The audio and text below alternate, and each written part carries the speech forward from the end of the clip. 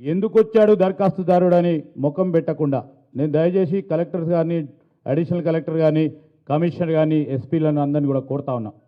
ఈరోజు జనం మన దగ్గరికి వస్తే ఎందుకు వచ్చిండు 2 నిమిషాల పోవాలని ఆలోచన చేయకుండా రండి, మీ దరఖాస్తు తీసుకుంటాం.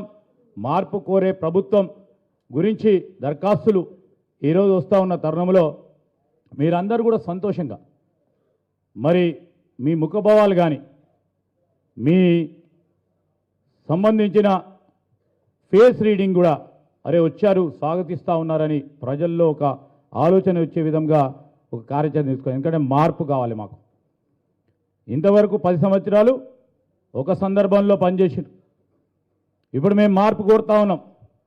దాంట్లో సహకరించామని కోరడానికే ఈరోజు మేము అందరం కూడా మీ అందరికీ కూడా మనవి చేస్తూ ఉన్నాం. మనమందరం సంతోషంగా ఉండాలి. తెలంగాణ రాష్ట్ర ప్రభుత్వం మీకు కావాల్సిన అవసరాలను తీర్చడానికి ఈరోజు మీరు కోరుతా ఉన్న ప్రభుత్వం మళ్ళా ఇక్కడ తిరిగి రావడానికి ఆస్కారం ఇచ్చిన ఆ ప్రజలకి మేము ఆ విధమైన ప్రయత్నం చేయడానికి అహర్నిశలు కృషి చేస్తాం. ఈరోజు మేము ఏదో గొప్పగాని అక్కడ కూర్చున్నామని కాదు. ఈరోజు మేము ఏ విధంగా పనిచేస్తూ ఉన్నాం సేవకులు కానీ చూపెట్టడానికి మేము కానీ మా గౌరవ శాసనసభ్యులు కానీ అనునిత్యం పనిచేస్తాం.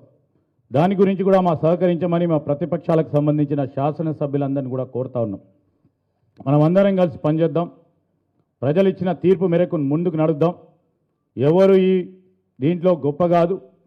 ఈరోజు ప్రజలకు సంబంధించి సేవకులుగా పనిచేయాల్సిన బాధ్యత ఉంది. నేను పోలీస్ సోదరులను కూడా కోరుతా ఉన్నాను. కేవలం ట్యూన్ వరకే ఫ్రెండ్లీ పోలీస్